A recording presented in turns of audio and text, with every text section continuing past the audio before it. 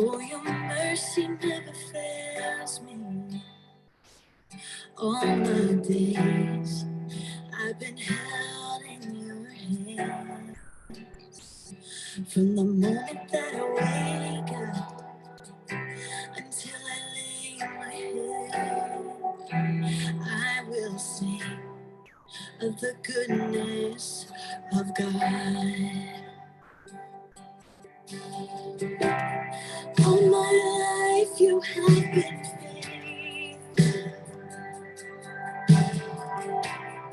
All my life you have been so, so good. With every breath that I am able, I will sing of the goodness of God. I love your voice. You have led me through the fire.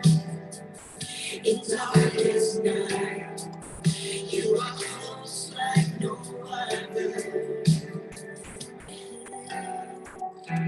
I will sing of the goodness of God. All my life you have been faithful. All my life you have been so, so good.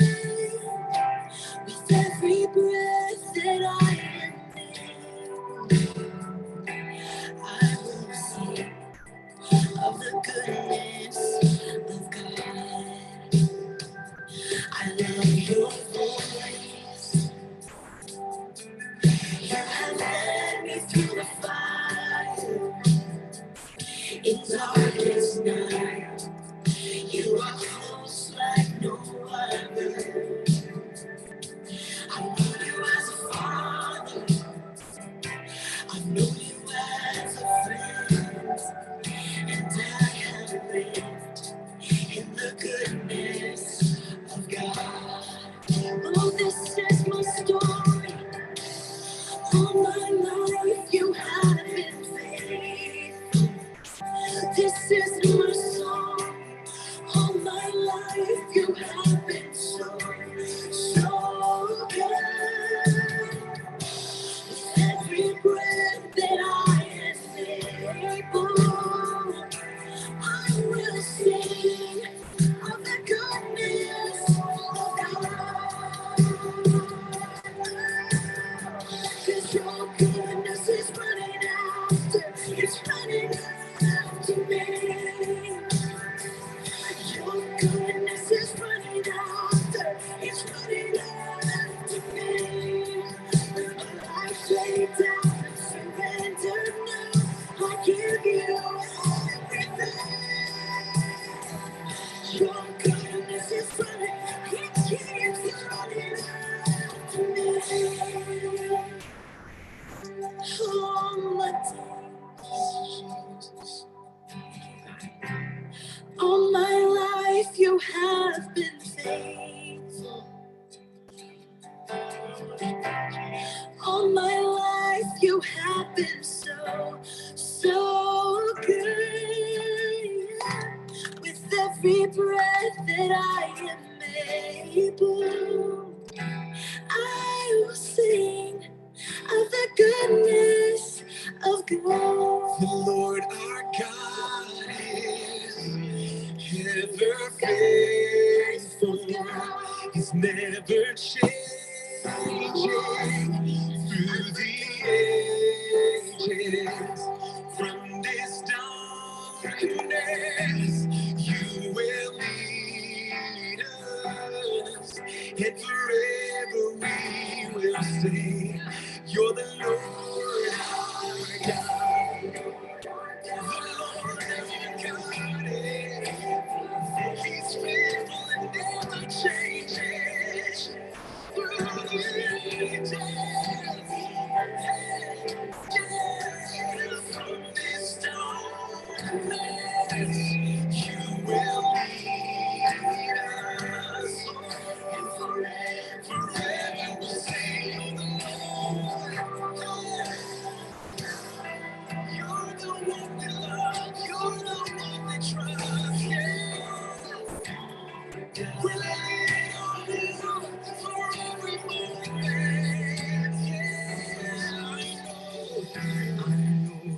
goes before you. I know who stands behind. The God who fills your armies is always by my side. The one who reigns forever, he is a friend of mine. The God of angel armies is always by my side. Goes before, stands behind, stands behind. The God of angel armies is always by my side. He is a friend of mine. The God of angel armies is always by my side.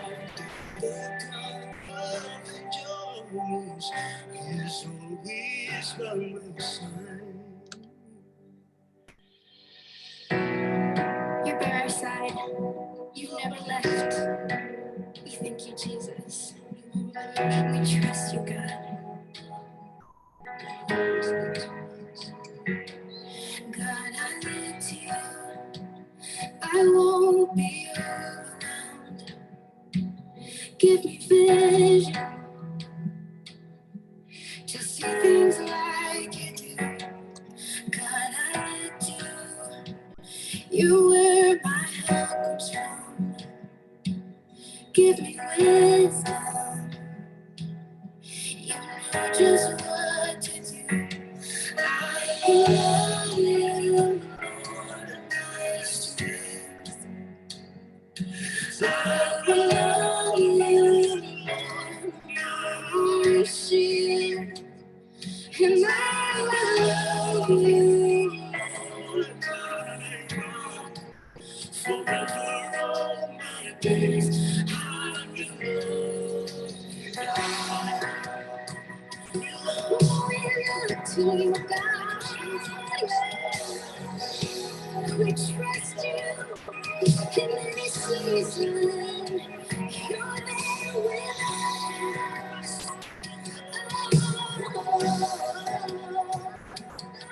We trust you, God. Come on, let's sing this together. Sing hallelujah. Hallelujah.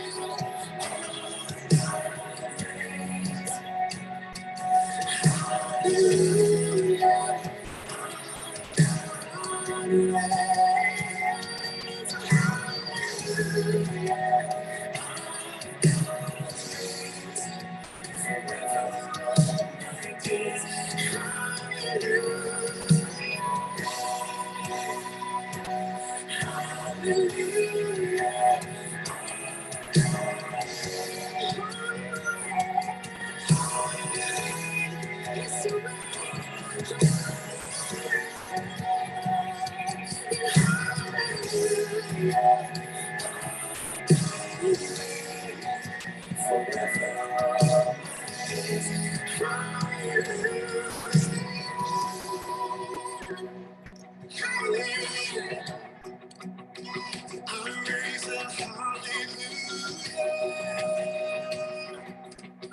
With everything inside of me, yeah, I raise a hallelujah, and I will watch the darkness flee. I raise a hallelujah in the middle of the mystery, yeah. I raise a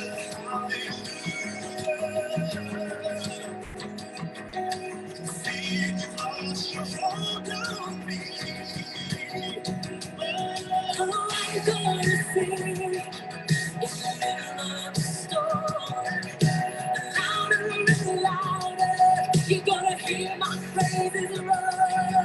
I'm gonna be ashes, and death is defeated. The King is alive. I'm gonna say in the middle of the storm. Louder and louder, you're gonna hear my praises roar.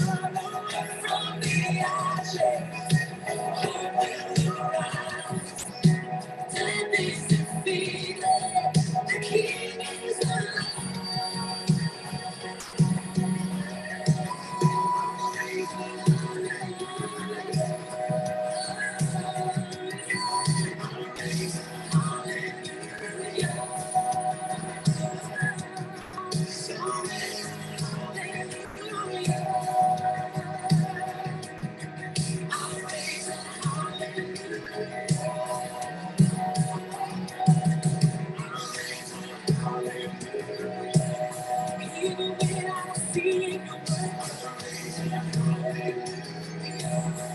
even when I don't feel it, you're working. Even when I don't see it, you're working.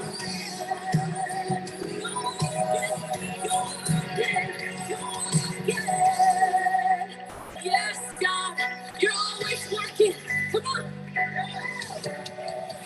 Waymaker, miracle worker, promise keeper, light in the darkness, my God, that is who you are. Waymaker, miracle worker, light in the darkness, my God, that is who you are. Waymaker. Miracle worker, promise keeper, light in the darkness. That is who you are. That is who you are. That is who you are. That is who you are. That is who you are. That is who you are. That is who you are.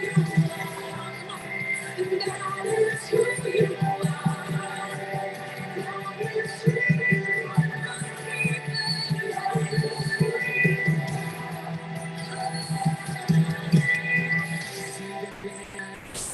You're working, even when I don't feel it, you're working. You never stop working. You never stop blessing out. Even when I don't see it, you're working. Even when I don't feel it, you're working. You never stop working. You never stop working.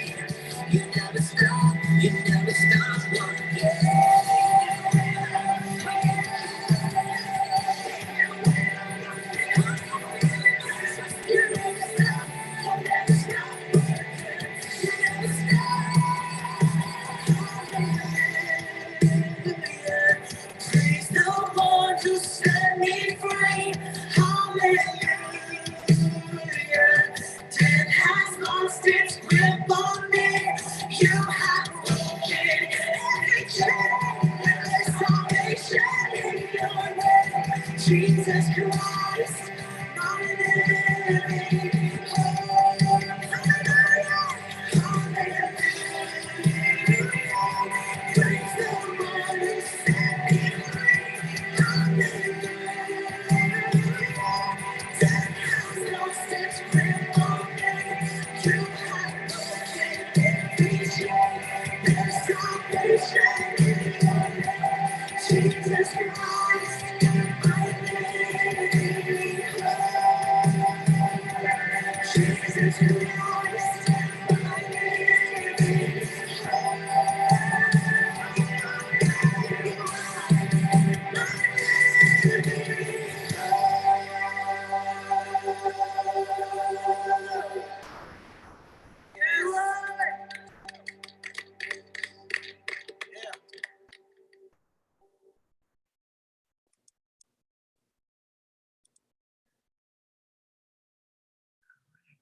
Well, hello everyone, and good afternoon. It is a beautiful day here in Birmingham, Alabama, and we pray that it is beautiful wherever you are. We like to welcome all of you guys to our Winning Wednesday Birmingham Bible Church. Every Wednesday at 12 noon, like to bring forth this segment. We like to remind you that you are a winner, and we also like to bring you some valuable and very important information that is for your life and for your living. So thank you, thank you, thank you for joining us here on today. From wherever you are, if you're in Florida, if you're in Georgia, we have some people that watch us in DC. If you're in the car, if you're in the break room, if you're working from home and you're in your pajamas, wherever you are, you know how we like to do it, the cute top and the pajama bottoms. Thank you for doing that too. And so just thank you for joining us. And so do us a favor. We want you to share this with someone that you know. Share this information, share this broadcast. If you're on Facebook, just hit the share button, but do all you can to get this information out that is about to go forward. Well, as all of you know, October is celebratory in that it creates a lot of awareness for different things. And so on last week, we talked about domestic violence because it is Domestic Violence Month. It's also Mental Health Month as well. But on today, we are talking about breast cancer, and we are trying to raise more awareness through Birmingham Bible Church. America does have make sure that this is the month that we talk about breast cancer awareness. And so we want to do our part to do that as well. We want to talk about screenings. We want to make sure ladies are getting their tatas checked and just getting us educated in what we need to do and also get the support that we need as well. And so we have two people on who's going to help us bring forth this information the awesome way they know how to. We have Miss Rochelle Wallace. She has been with us before. She is an awesome friend.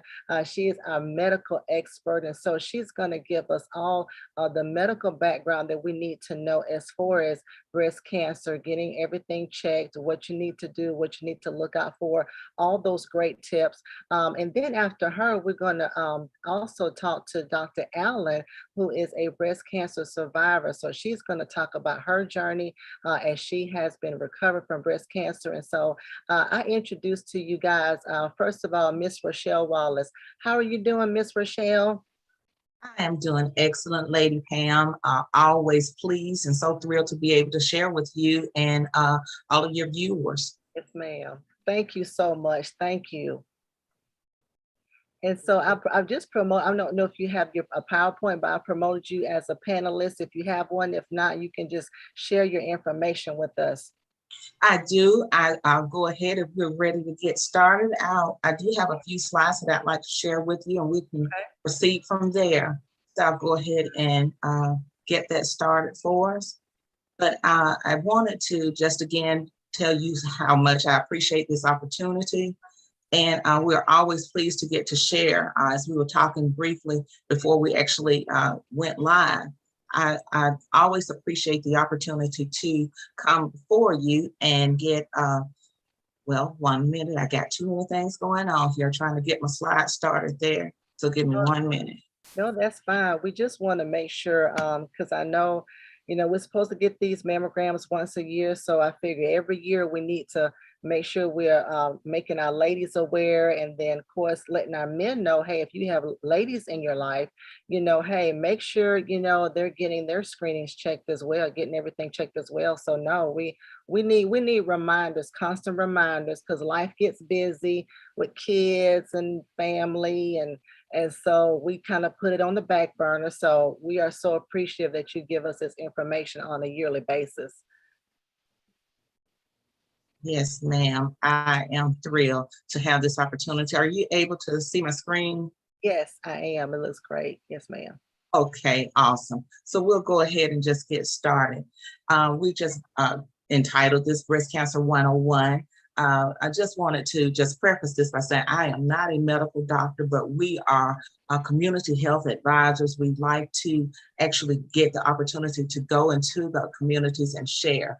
I am actually the Health Initiatives Manager there within the O'Neal Comprehensive Cancer Center in the Office of Community Outreach and Engagement. So we are thrilled when we get these opportunities to share with different partners in the city and a community. And so just a little bit about who we are and what we do. Our main overarching goal is just to simply reduce the cancer burden and the disparities that are found not only in Alabama. Now we have spread our wings, and so our outreach and our catchment area actually includes the entire state of Alabama, as well as some parts of the Mississippi Delta. So we try and do this outreach by just giving a better understanding of our catchment area, and we try to promote just different collaborative efforts through community partners such as you, even other national partners, where we are able to go out and spread this message of just really the importance of early detection and screening to everyone that we get that opportunity.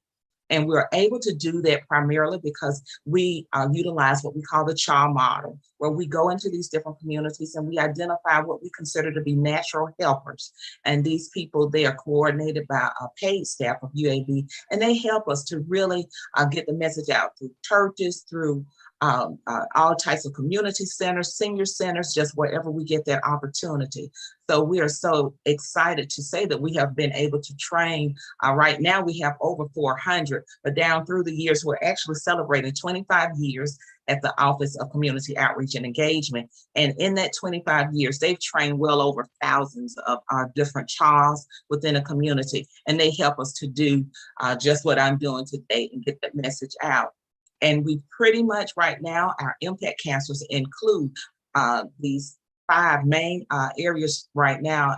Our primary cancers are prostate, lung, breast cancer, and then cervical and colorectal. Those are our secondary. And just within the past year or so, right in the midst of COVID, we were about to begin to also include brain tumors as well as multiple myeloma as areas of focus. And we've identified these specific cancers basically because of the high and the disproportionate rate of incidence within our catchment area, Alabama, certain counties, and there's just a high rate of incidence in these cancers, specifically in communities of color. So our objective today, as you've already mentioned, we want to identify just some of the important information, some of the essential information. We could talk all day, and I know we have Dr. Allen's going to share her story with us, but there are some specific things that we want to get out there. That is just basically some of the statistics, how common breast cancer really is, especially within our community. And also we want to make sure that we are identifying the appropriateness of the age of screening and that kind of thing. And even some of the healthy lifestyle risks, healthy lifestyle, I guess, behaviors that we can adopt that will help to lower our risk incidence. So we want to just make sure that we get that information out to you all today.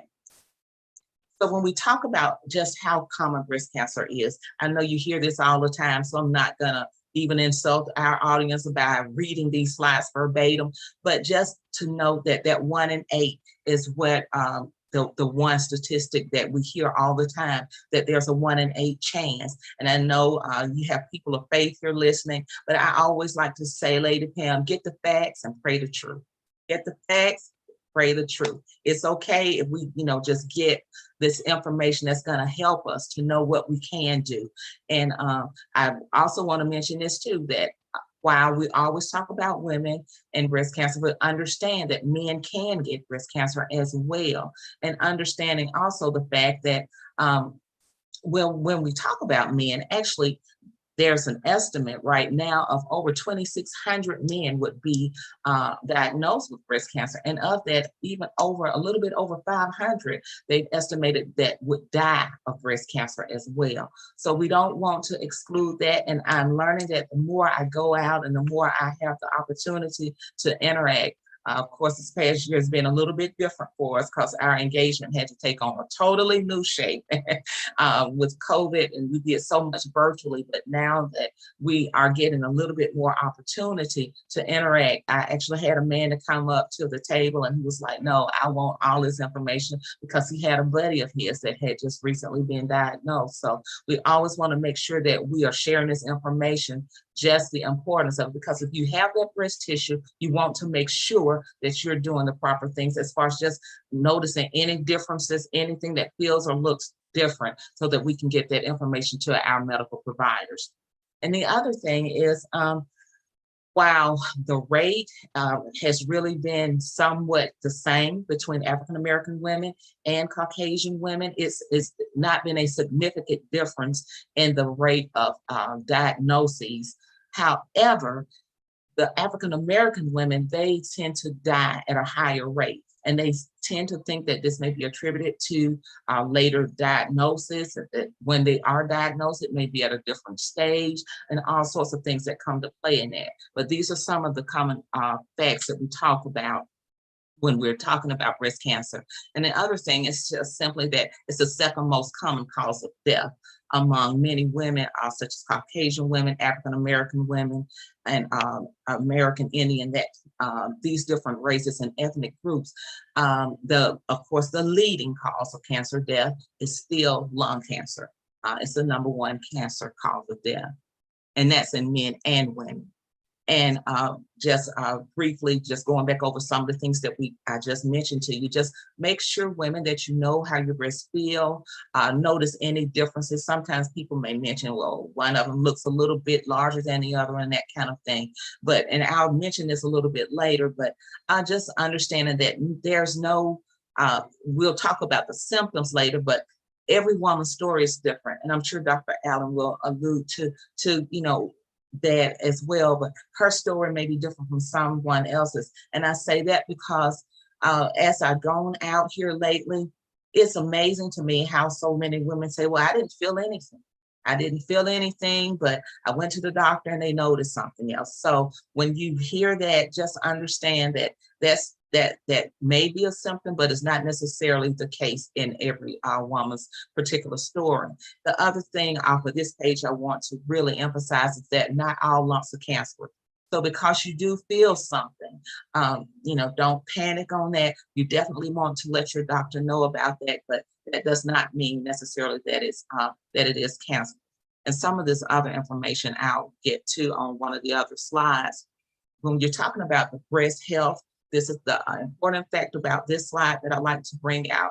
It's just the anatomy, how so many people don't pay attention or may not even be aware of this area underneath the arm. This is part of your breast anatomy that you want to make sure that you're aware of this. Sometimes people may even feel a lump here within the lymph node area and all of this. So of course, we are aware that many times that breast cancer may start in the center of the breast, but it does not have to. It does not have to start there. And just making sure that you are aware of when you're doing your breast self-checks and that type of thing. And I'll mention that a little bit more to you. Again, we talked about that with the lumps, and simply, I know you've had me on here many times before, and we talked about that, just understanding what cancer is. Cancer is when the cells actually begin to just grow out of control. And we used this analogy before. If you have a scratch or a cut or something, and those cells begin to reproduce themselves and kind of make a scab and that kind of thing. Well, what happens when the cells begin to reproduce and they begin to grow out of control, they can form a tumor. And that's when that tumor, what we talked about a little bit before, about that can be felt as a lump. Those lumps or that tumor may be malignant, which is cancerous, or benign. And again, these are just some of the symptoms that we talked about briefly, and just understand that everyone's story is different. They may or may not. It could be a swelling in all of the certain parts of the breast. And like we said, even if there's no distinct lump that's felt, prior to COVID, we used to utilize breast models and that kind of thing. And within those models, they would have they would put something in there so that you could feel a lump. But there was also another one in there that you could not feel. And so part of it was just to, you know, the trainers and the people that actually went out into the community, they knew where it was, but they actually couldn't feel it. And that was just to still go back. We want to emphasize the importance of getting your screenings done, getting your mammograms done, because there are some that you're not going to be able to feel, but they will be able to pick that up on your mammography. And then we talked about also briefly, like the breast nipple or pain, nipple retraction, dimpling of the skin. At first, I was not aware of what that actually meant when they talked about dimpling. But if you think about an orange peel and just how that looks, that was about the best example that I've seen or heard of when you're talking about dimpling of the skin. And the nipple discharge, sometimes it's that other than breast milk, and it may be a bloody discharge from the nipple area. So just making sure that you're aware of these are just some common symptoms. And if you experience any of these, to please make sure you notify your healthcare provider.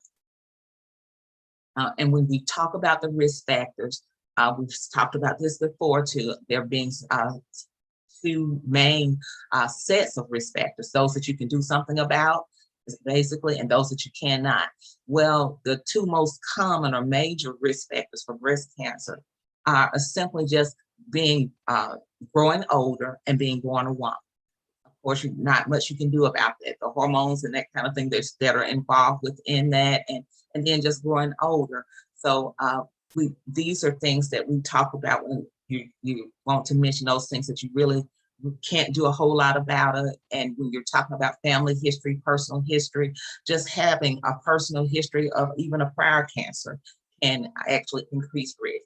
And having a family history of breast cancer, specifically a first-degree relative, a mother, or sister, these are things that can increase your risk factor. And of course, your race and ethnicity, because like we talked about, that can have something to do with the mortality rate and that kind of thing, simply being of a specific race or ethnic group. However, there are those risk factors that we can do something about. And that's, of course, the alcohol consumption. We can control that. We can control how much physical activity that we receive. We recommend about 150 minutes of moderate exercise or physical activity, and roughly 30 minutes a day, Monday through Friday, however we can get it in there, just making sure we're doing something to increase our mobility, and also even obesity. That's one of them.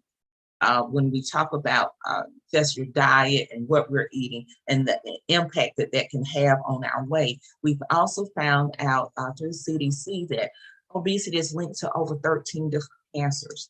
So simply just watching your diet and exercise can really help to lower that risk for breast cancer. And not only breast cancer, many other cancers, but also diabetes, hypertension, and other chronic illnesses as well. Hey, Rochelle, I had a quick question. Yes, ma'am. And maybe you've already covered this, but what about the size of a woman's breast? Is it if a smaller breast or a larger breast, does that have anything to do with getting breast cancer or increasing the risk of it? Well, and there again, we'll need to make sure with our medical professionals. But what I have noticed with that is that what they talk about is the fatty tissue. And of course, when you're talking about obesity period, that can tend to increase the risk factor.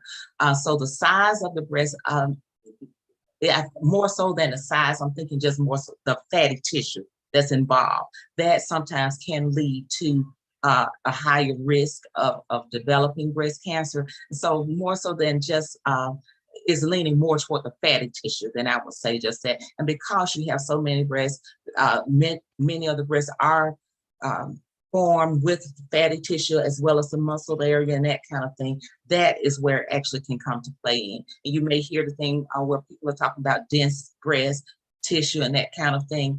All of that can come to play in it. So just making sure with your doctor, even when you go to get your mammogram, they can get the better look at whatever the size of the breast, whether it's really small or the larger breast. The fatty tissue and the dense tissue, sometimes they say the denser tissue is a little bit more harder to read than with the fatty tissue. So just making sure with that you are getting them checked regularly, but I don't have any type of scientific evidence that would say that simply because it's a larger breast that would tend to do it. But I have had information that lean more toward the fatty tissue that being a contributing factor, therefore with the obesity or higher breast cancer or other cancer rates.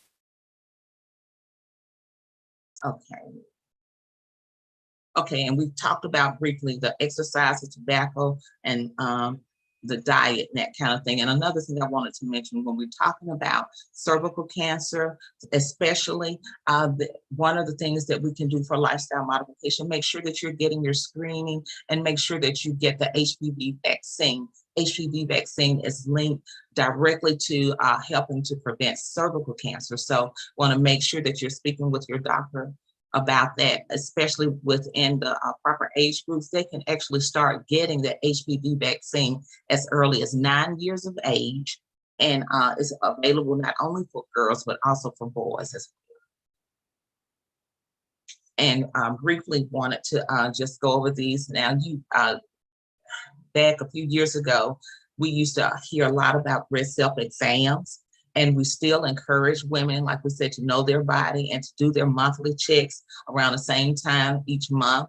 But some people kind of began to shy away from from utilizing that term of breast self-exam because of the we didn't want people to begin to think that, okay, if I do this breast self-exam, I don't have to get a mammogram. That's not the case. You still want to get the mammogram at the appropriate age. However, for those that may not have reached that age yet, we still would like for them to make sure that they're taking part in being breast self-aware and doing that monthly check. And also your clinical breast exam. You make sure that you're speaking up to your physicians and asking that.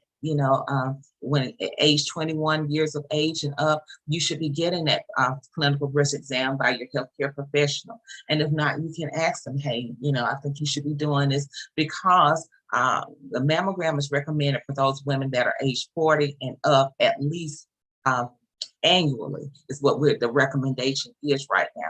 However, if there's a family history, you can begin that even earlier. Therefore, there is a definite need for the breast self-exam or being breast self-aware and a clinical breast exam leading into that recommended age for receiving mammogram.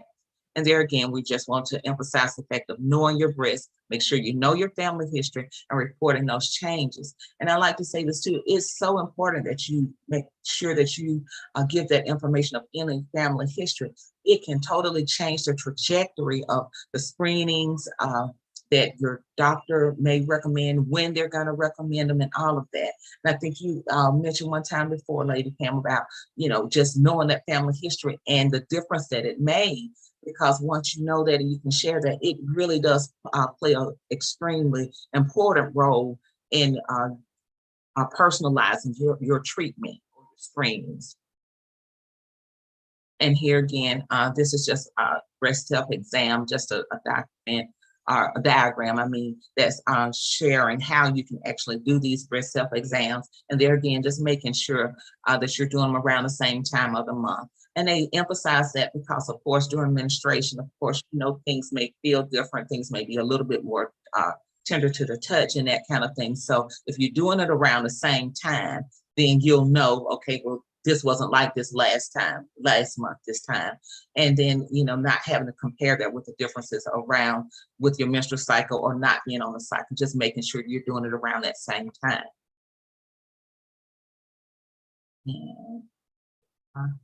And this is just an example of the clinical breast examination being done by a medical professional.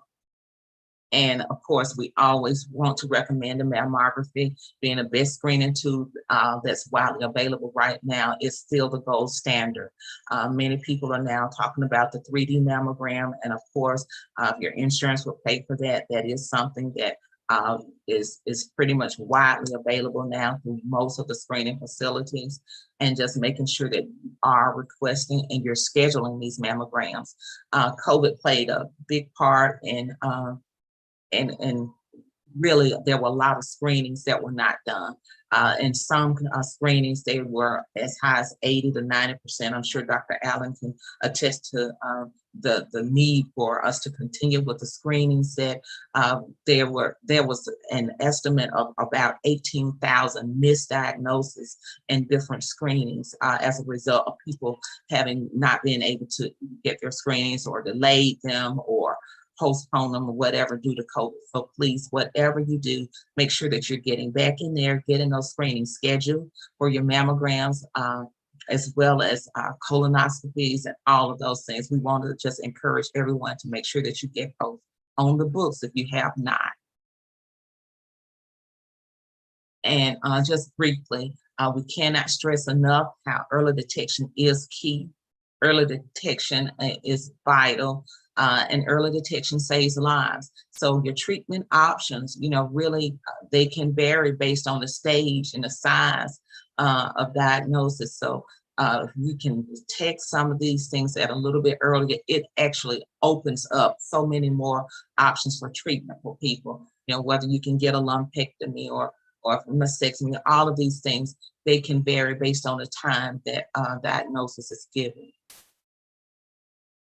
And finally, I always like to make sure that we give some good news on that. There is great news. And actually, these figures, they've gotten even better than this last time. I heard it's now over 3.6 million survivors in the United States. And we're just really encouraged by that. They said that actually they're attributing a lot of this to women becoming more breast self-aware.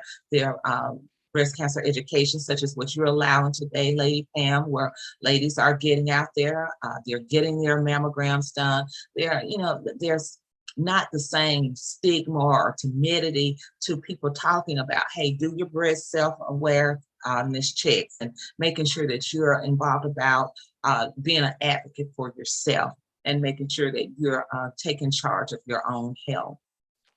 So we salute all those survivors. Congratulations. And we know that you guys are thriving, and we can't wait to hear your story, Dr. Allen. And finally, how can you help tell somebody else? Just make sure that you're telling someone else. Get the mammogram. I was so pleased in one of the other outreaches that we were able to do that those young men and everyone coming up, oh no, I don't mind wearing pink.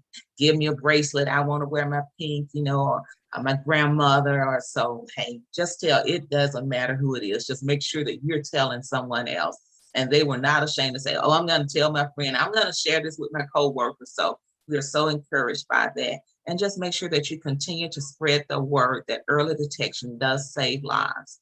So I'm going to stop here and stop share if we want to go ahead with Dr. Allen now, or however you want to do it.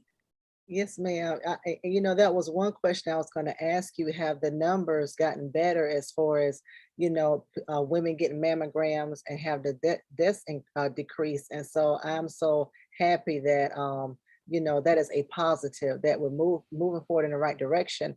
And it's because of, people like you, you're getting the word out, you're sending flyers, you're just making sure the community is aware of the services that need to be done and need to perform for women. And so I had one question. Is there an age that women just can stop getting mammograms? And I asked this question because I had a conversation with my aunt, and she told me that her insurance, I think at the age of 75, will stop paying for mammograms. Is there an age that women should just stop getting mammograms? I'm going to tell you the honest answer that we've had to that. And that is, here's the rule of thumb. If you got it, check it. Okay. So if you got it, check it. And if you still have breast tissue, we would like to say, yeah, we would still encourage you to do that. And the rule is, as long as there's an expectation of a healthy lifespan. For instance, if you have someone that's already experienced some other type of sickness, it might not be advantageous for them to be exposed to any type of x-rays or that kind of thing. And so that's really the rule of thumb, why they may put that age group on there. But hey, life expectancy has increased and all of that. So definitely, if you got it, check it. If nothing else, make sure that you're doing your physical exams, and that they can check and see that if there's a lump or any difference, and then they can go from there. But that's the rule of thumb. If there's breast tissue, even for some folks that have had treatments or mastectomy, if there's some breast tissue, whatever, they still want to be able to check that. So yes, ma'am. Okay. And I forgot, that men can get breast cancer too. I forgot all about that piece. I'm glad you do this every year. And so my question to that is, should men just look more for the signs like, discharge or something like that, as opposed to, because, most men are not going to go to the doctor and say, hey, I need a mammogram, So, No. what should come first? Well, they still need to feel. They can still feel if there's a lump. I mean, they may have the same symptoms can apply because there's breast tissue there. Okay. And so then there may be, a decision, okay, well, let's follow up with a mammogram, or if there's a biopsy, or all of that kind of thing. But the symptoms can play out the same with men as well. Wow. Okay. Okay. Well, thank you so much for that. And I've been posting and commenting on our page. And so we're going to try to get that word out as well, that men need to make sure they're doing their self checks too. And so Absolutely. Absolutely. Thank you so much for this. This is great information. And so we're gonna deviate a little bit and talk to Dr. Allen. We've known Dr. Allen for a couple of years, and I used to see her all the time at a previous church, and never got into any particulars about her diagnosis, but she is a breast cancer survivor. And so we want to talk to her a little bit. Dr. Allen, how are you doing today? Doing well, Lady Pam. Thank you so much for having me this afternoon. Yes, ma'am. Thank you for joining us. Well, tell our viewers a little bit about yourself. I know you work for UAB, so tell us a little bit about yourself. Sure. So just like Rochelle, I'm at UAB as well. I'm an assistant professor in the School of Public Health, and I'm in a Department of Environmental Health Sciences. So I'm not a medical doctor either, but I do work with a number of clinicians, and of course, interface and interact with a lot of doctors because I have had breast cancer. But I'm really interested in looking at and exploring and researching environmental exposure. So things that people may be exposed to depending on where they live can have impact on risk factors for some certain kinds of cancers or respiratory illnesses. So I'm in the environmental space, but I'm also interested in how decisions are made that put people in positions where they may live in areas where there's higher risk for a certain kind of chronic illness. So I'm looking at structural things as well as kind of individual behaviors as well.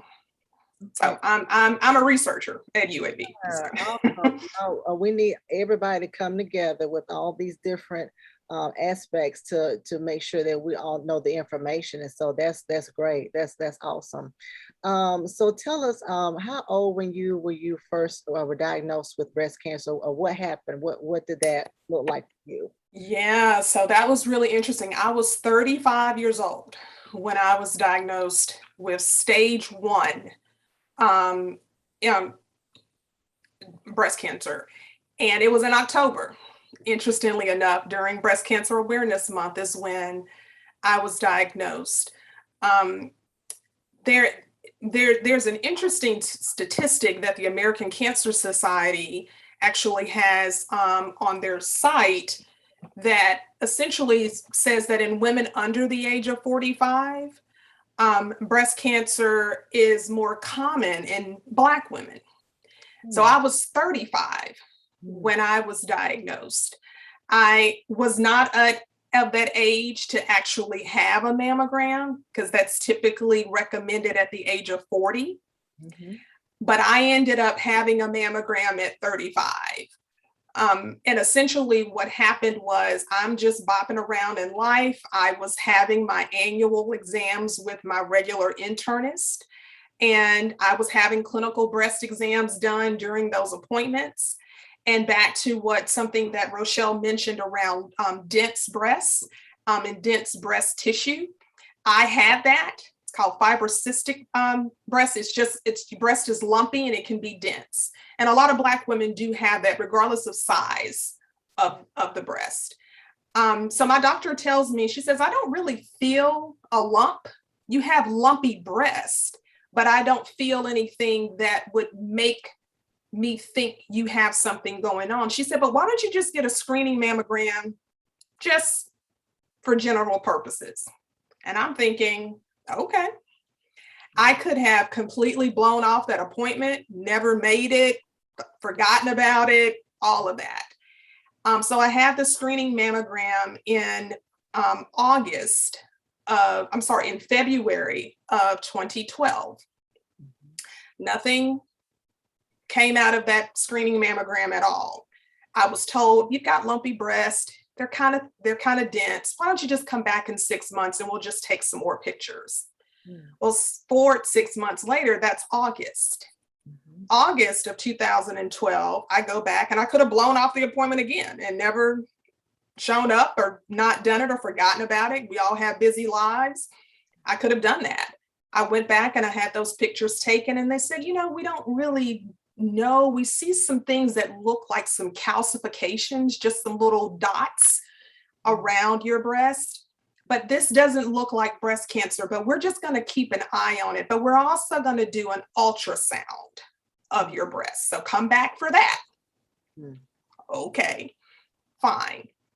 I had the ultrasound done right at the top of October, and had another mammogram at that time as well. I had a diagnostic mammogram. So they were like, well, you know, there might be something here. We don't know. And that diagnostic mammogram confirmed, not only did I have one lump in the left breast. So going back to the importance of regular doctor's appointments, making sure that you're getting those clinical breast exams done, doing your own being self-aware of your own risk, so important. Because if I had waited until 40 to have the mammogram, I wouldn't have known any of this. And I could have been in a much different position at 40 than I was at 35. So I echo Rochelle's comments earlier about the importance of early detection and in making sure that one is getting those mammograms and doing all of those other self things that one can do, as well as going to your regular doctor's appointments. Yeah, so that was my kind of initial story was that. So I got thrust into the healthcare system really quickly. It was a culture shock for me because I was very used to just going to the doctor once a year, getting your blood work done, getting your height and weight checked, you know, being told your cholesterol is okay, blood pressure is fine, and then just doing it again 12 months later. But being kind of really pushed into the healthcare system the way that I was, with multiple appointments and multiple providers and lots of consultations and a lot of other diagnostic things, a number of biopsies, beginning to think about what a treatment plan would look like. All of these things were happening very quickly for me. And I did not have a history of breast cancer in my family. That's what I was going to ask you. Mm-hmm. Yeah, I know I didn't. And I think it's important to note that most women, you know, who get breast cancer don't have a family history of the disease, you know, but again, back to that close blood relative piece that Rochelle talked about earlier. If you have a first degree relative, a mom, a sister, even your own daughter, but I didn't have any of that. Now, both of my grandmothers on both sides of my family, my father's mother and my mom's mother, had breast cancer, but they were much older women when they had that. My mother's mother was in her 70s when she was diagnosed with breast cancer and literally lived another 20 years after having been diagnosed. She died at 92. So I didn't really have anything to kind of lean on or go by in terms of this looks familiar in my family, because it really wasn't familiar. So I think it's important to note that about 5 to 10% of breast cancers are hereditary or linked to some kind of genetic mutation, but most of them are not. And I was one of those people who that wasn't my story. I didn't have a genetic mutation in my family lineage for breast cancer. And you know, you say that, and I've told Rochelle this before. It's kind of like the same situation in my family. Like, I don't know of anybody who had breast cancer until my mom got it in her 70s. Even her mom never had it. I've never heard of my great grandmother having it, but just all of a sudden, my mom get it in her 70s. And so we've had this conversation before. Of course, I was past the age of 40. So of course, by the time I got 40, I was having my regular, but now that my daughter has come along, they've suggested that she gets hers at 35. Yeah. But like you said, just out of the blue, it just popped up out of nowhere.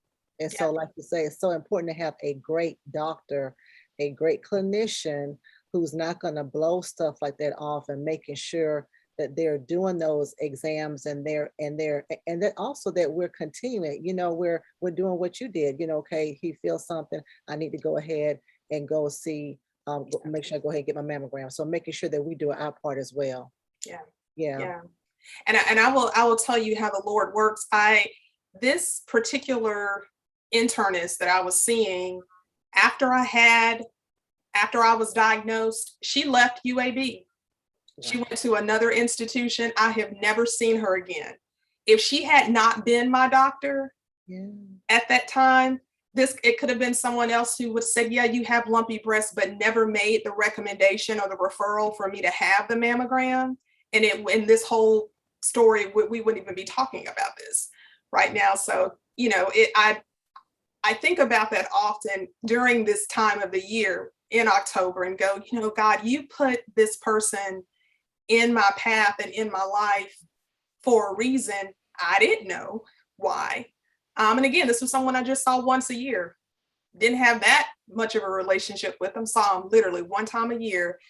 But that one appointment at that particular year, it really kind of, set the trajectory for what was going to happen next. And Dr. Allen, can I add something? And you said this was not even your GYN doctor. No.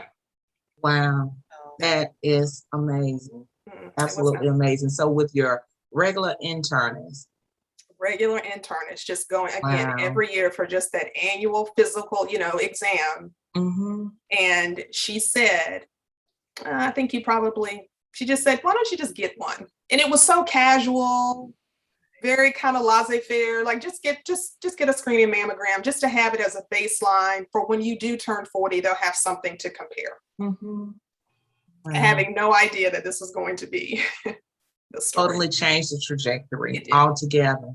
And It it's did. a good thing, like you said, you just being even an advocate for yourself, because while she made the recommendation, you took it upon yourself to go to the next step. Yeah, exactly. And make sure and follow up with that that actual scheduling of the mammogram and all of that. And that is so key. Early detection is key, like you were saying, just because when you did get it and it was diagnosed how it's at such an early stage, that was wonderful. That was wonderful because, like you said, had you delayed it, it could have been totally different. And we really think that's another thing. And I'm going to be quiet on this part and let you finish yours. But like with the entire COVID thing, like you were saying, how we've had so many people that put it off or had screenings postponed and that kind of thing. So that is so key.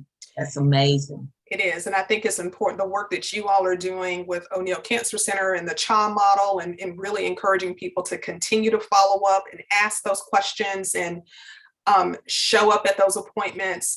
That helping hand is really critical for people who may be afraid of dealing with the healthcare system, don't want to know answers. I'm someone who, if she told me to do it, I'm going to do it, even though I probably could have done something different. But there are some folks who need a little bit more push.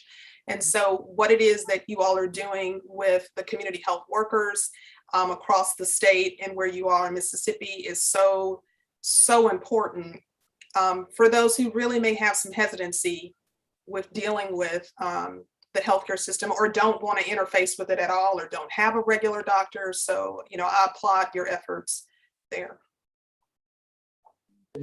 We do thank you for that, and it's a joy to actually be able to bring this information, like you're saying, and even more so. And before we do get off, we want to let people know that should they have a need for a mammogram, we do have partners with the Alabama Department of Public Health.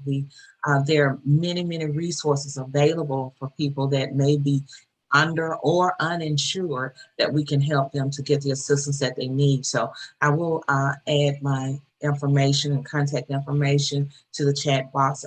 Lady Pam, you can feel free to post that again, because we want to make sure that people are aware that there is assistance that's available. And just even with that fear or of what do I do, or what are my next steps? I don't even know how to get to a doctor. We do have people that are employed to help to assist to navigate them through that process.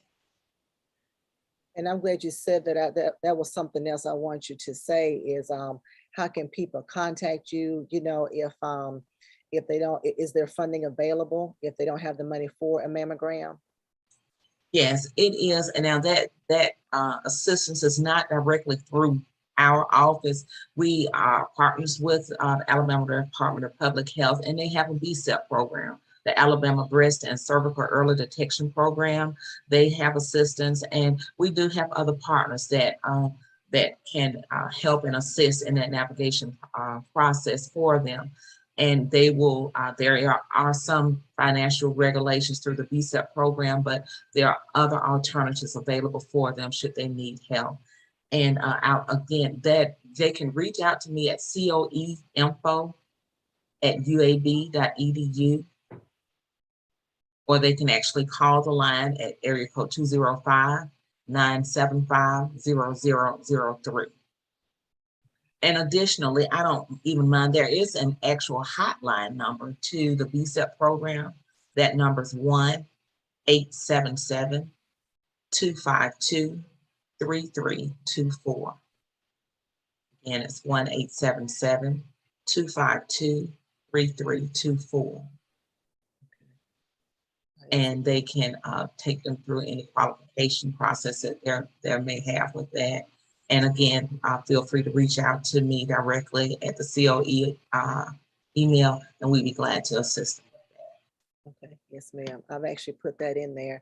And just one other thing, Dr. Allen, can you tell us about your treatment plan, how that looks when you first got diagnosis, and then fast forward until now? Sure. So October 2012, I was diagnosed. And back to, all experiences are different. Some people have chemotherapy or radiation or some type of treatment prior to surgery. Others may have surgery before they have treatment. I had surgery before I had treatment. So I had a full mastectomy of my left breast with reconstructive surgery. Some people wait to do reconstruction. I did it all at one time. So it was a 9-hour surgery where they removed breast tissue from the left breast, and then they took tissue from my tummy and rebuilt the left breast. So I laugh, and people laugh about this now because I got a tummy tuck in the midst of getting my breast reconstructed. And so about a month or two later, after I recovered from that surgery, I started chemotherapy. And people's experiences with chemotherapy is very different. Everybody doesn't get the same kind of drugs. There are many different types of breast cancers. I think that's important for people to note. So when we talk about Breast Cancer Awareness Month or just the issue itself, do understand that there are a lot of different, nuances when it comes to this disease. And it's just as individualized as those of us who are on this call now. But I had chemotherapy. It was 4 months of that. So that was early 2013 when I did that. And I will be very honest with you, it was quite hard. I mean, these are medicines that I have never had them before. You don't know how you're going to feel. And everybody feels differently with them as well. I tolerated what I was given fairly well. I did lose my hair, some of those typical things that you hear people talk about that happened to me. I wasn't super sick, but I was very tired, and I did lose my hair. And one thing I will say about the hair loss piece, you lose your hair everywhere, not just on your head, all over your body. Wherever there is hair, it leaves you, depending on the medicines that you want, that can happen. And so after I finished my 6 rounds of chemotherapy, I was just continuing to be followed by my oncologist after that. Well, fast forward to 2015 in October, same month, I was re-diagnosed with breast cancer. So I live every day with this disease. So I am a survivor and a thriver, all together. So I am still in the fight and will continue to be, because my breast cancer came back in my lungs. And I'm still in active treatment for that. And so when breast cancer leaves the breast, it is no longer, it's considered to be metastatic, or people will say stage 4. And I'll let people know there is no stage 5, there is no stage 6. It's typically known and titled metastatic breast cancer. And it's still breast cancer, by the way, even if it moves to another part of the body, it's still treated as breast cancer. I've been in a number of clinical trials, and I'll be honest with you, I encourage people to, if you have an opportunity to do a trial and it's going to be beneficial to you, I would encourage you to do it. It is a lot of work to be in clinical studies, but some of these medicines have been game changers for me. So I'm just going to put a plug in for participation in clinical trials, and particularly with Black people, so important to do. But I mean, as of today, what one would say I am is stable. I still have breast cancer, but it's not out of control because the medications that I'm on, the regular scans that I receive, the regular interface that I have with my medical oncologist and others, it's important to have a good team of people around you who really care about your well-being, and I have that. So I have for the last 6 years, because in October 2015 is when I was re-diagnosed. Here we are in October of 2021. I've been living with breast cancer. And a lot of people don't even know that. There's several colleagues of mine that have no idea that this is what's going on. And it's not something that I walk around with a sign on my head or on my back to say, I am stage 4, I'm living with metastatic breast cancer. You just continue to live. And that's what I've been doing. You know, I should live and not die. That's what I wake up with on a regular basis. You know, God, I know that he can do exceedingly and abundantly more than I've ever asked. So, and he has, and I'm just, every morning it's that for me. So I say that to myself. I live that out on a regular basis. You know, and breast cancers can reoccur. I didn't wake up and decide in 2015 that I wanted to have breast cancer again, but that's what happened. And about 30% of breast cancers can reoccur. So, and it's sometimes it's just the luck of it's just how it happens. Again, not something that I wanted to happen, but it did happen. But I'm so grateful to be at a cancer center that really people get up every day and they think about this disease in a way to say, how do we keep people thriving? And that's knowing that there are people who are out here who are thinking about that and on my behalf makes me get up every day and say, all right, I can do this. And every day is not a good day. I'm not going to lie. It's not, but most days are okay. And because I know that most days are okay, I continue to get through that day. And I just want to encourage those who may be watching or listening or listen to the replay of this or however this is happening, you know, that again, important to be screened, important to understand one's risk, important to follow up if there is something that might be a concern. And whatever happens after that, a good team of caring people around you, supportive folks, church members, family, of course, your healthcare team, all of those people are so incredibly critical to one's survivorship. Wow. Well, ladies, thank you so much. Dr. Allen, thank you for your transparency, just your words of wisdom, your continued fight in all of this.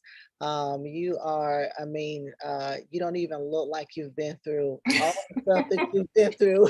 You look so radiant and so beautiful, which is how it's supposed to be, you know, and just thank you for giving us that push to make sure that we're following up, making sure we're doing our screenings. I like how you said that team of people. There is a lady in Macon, Georgia. That's originally where I was worked and met my husband and had 2 of our children. So we were there for quite a few years. But to this day, her name is Sharon Stafford. Maybe she's watching. Every year she sends me a text message, and I'm on a chain of probably, I don't know, 13 other women. And it's make sure you're getting your mammograms, make sure you're getting your exams, and that's that team of people's what you're talking about is so critical.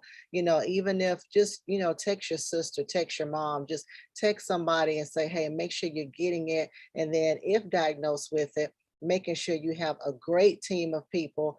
And I guess if you're not comfortable with the medical team that you have, to maybe look for another team, correct? Yes, someone who's Yes. going to really be your advocate. And I hear that a lot between you two, just advocacy, advocating your health, because if you don't do it, no one else will. So, and thank you, Miss Rochelle. Of course, as always, thank you for your information as well. Great information about the risk. Of course, the information of everything, staying educated, especially those things like making sure you're healthy. You know, that you're exercising and eating right. We talk about that with all of the cancers. And so this should be nothing new for some of us, but we just need a reminder. Hey, I need to eat right. I need to make sure I'm getting those 150 minutes at least of exercise, and even getting a partner to help you with that. So thank you guys for that. Before we go, I did want to share some announcements with all of our viewers, and then I want to bring y'all back on just to say a couple of other words. So if y'all could just hold tight 1 second, we'll go ahead and get our announcements done. So.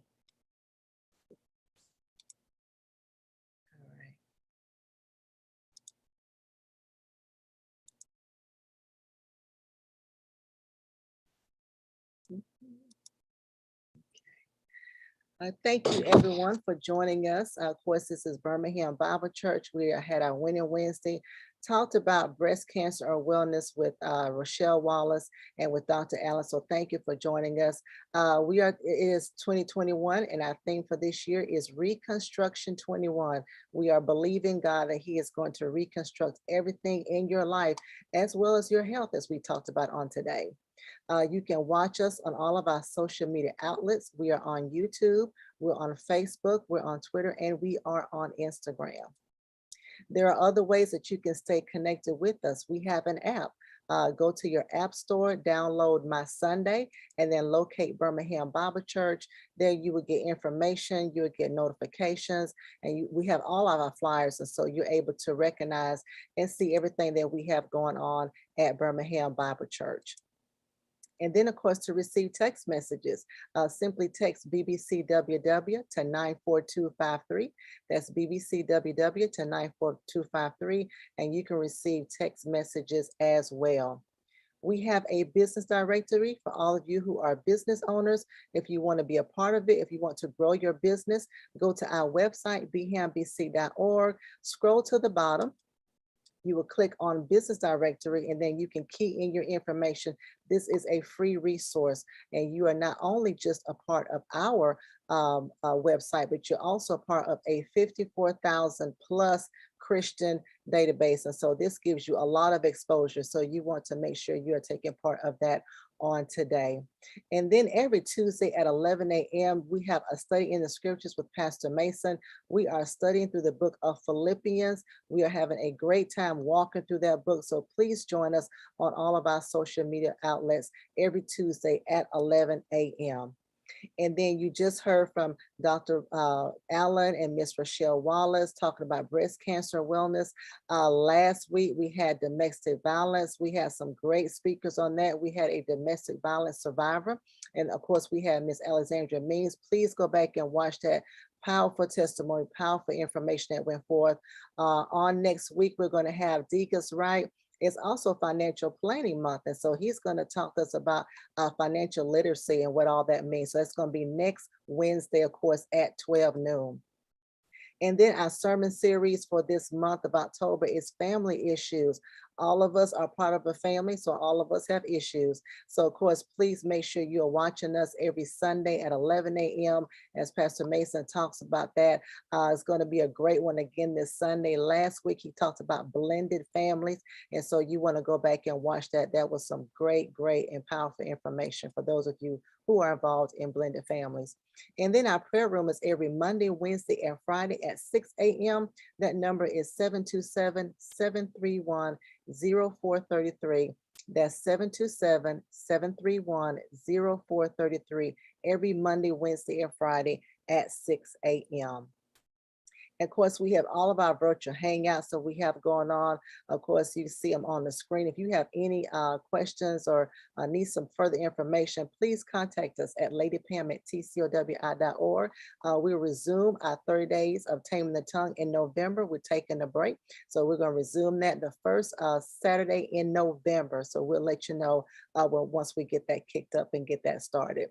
And then we are having a virtual women's empowerment this Saturday. Really excited about all of our topics, all of our speakers.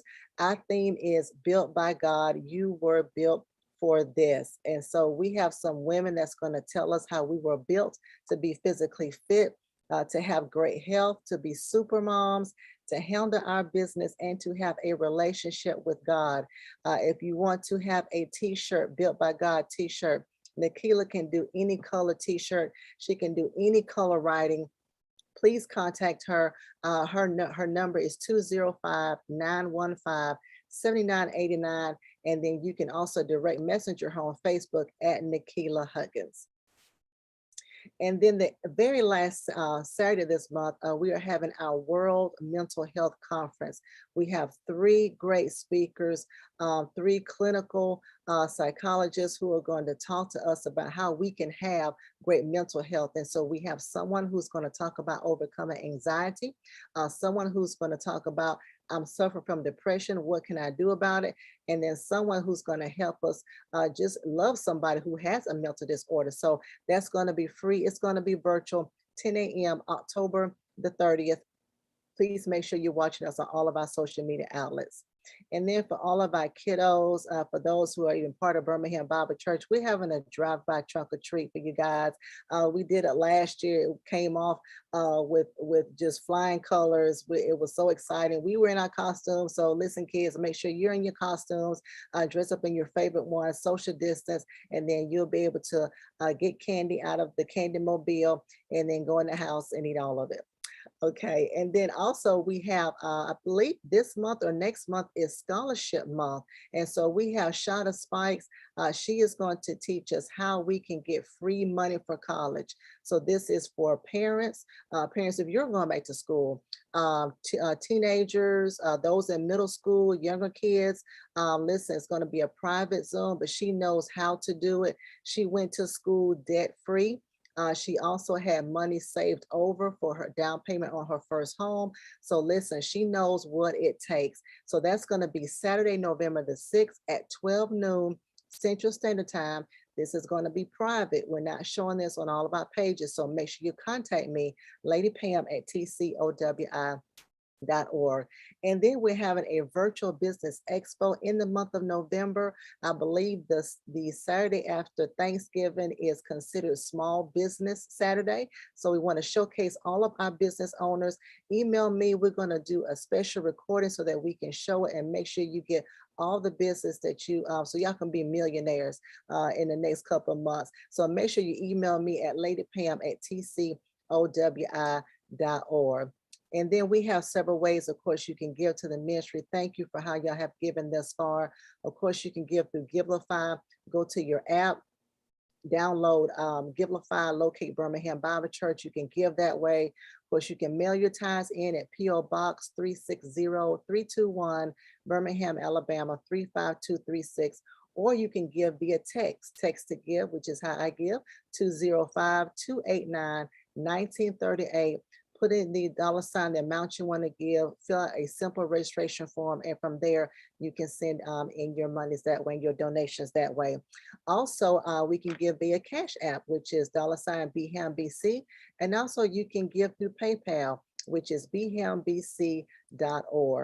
And as you continue to give, thank you for all of your gifts. We have 11 sponsored children in Haiti through Compassion International. It is because of your gifts that you are able to provide, and we're able to provide food, medical supplies, emotional needs, Christian counseling, and everything to make sure that they are growing physically. So thank you for that. And thank you for your continued gifts toward our land, our future. Thank you because we are continuously doing things debt-free. We are continuously saving, investing those money so that we can build land here in the Birmingham Bible Church area. Thank you so much for how each and every one of y'all reach somebody you are helping us to get the word out. You're helping us to get this information out that we even had on today. So thank you so much for that. Of course, as always, have an awesome week. We have a couple of announcements in November that's coming up. We are excited because next month marks 7 years of ministry. We have been able to reach lives, not only just in Birmingham, but across this world. And so our theme always every year is up until this point, the Lord has helped us, and he truly has. He has helped us and has sustained us. And so we are celebrating all month long. Of course, we have all the speakers that you see there. Of course, one special note, our drive up service will not be the first Sunday in November. It's going to be the second Sunday in November. So we have Pastor Cook of CBF Ministries. He's going to be bringing forth a powerful and prophetic word. We have a psalmist, a guest psalmist, Deidre Gaddis. She is going to be present. And so we're going to have a good time on that day. We are also giving out free turkeys, first come, first serve. So we're just going to have a great celebratory time. So make sure you invite your family and your friends for that drive up service, that second Sunday in November. Everything else is going to be virtual. So thank you so much for that. And thank you for your patience as I went through those announcements. Well, is there anything else that ladies you would like to add before we dismiss? Well, I just like to say thank you. As always, it's always a pleasure to share with you all and just to be a part and hear all the awesome things that you and the ministry is doing.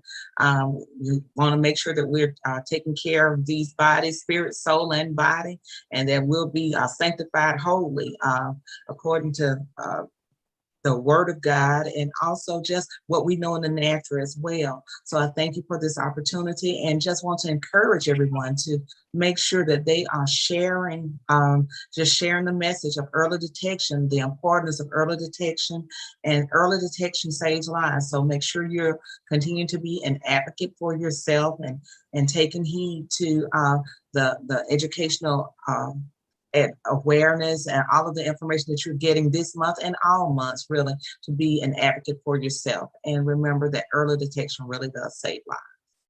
Amen. And thank you so much, Dr. Allen. Someone just commented on Facebook that thank you. This was great information and just a powerful testimony. So is there anything else that you would like to add? No, I just appreciate the opportunity. I'm so excited about Winning Wednesdays for you all's church. It's been a pleasure to talk with listeners this afternoon, and just echoing what Rochelle said, know your body, make sure that you're taking care of it, and allow the Lord to do the rest. Amen. Amen. Well, thank you so much, guys, for this. And you all have an awesome week. Of course, please, viewers, early detection is the key. So make sure you are doing your part. Make sure you're doing your part. You're being an advocate, not only for yourself, but for your family and for your friends. So thank you so much, ladies. Everybody, make sure you stay safe, you stay sane, and you stay sanitized. Have an awesome week. Thank you, guys. Bye-bye.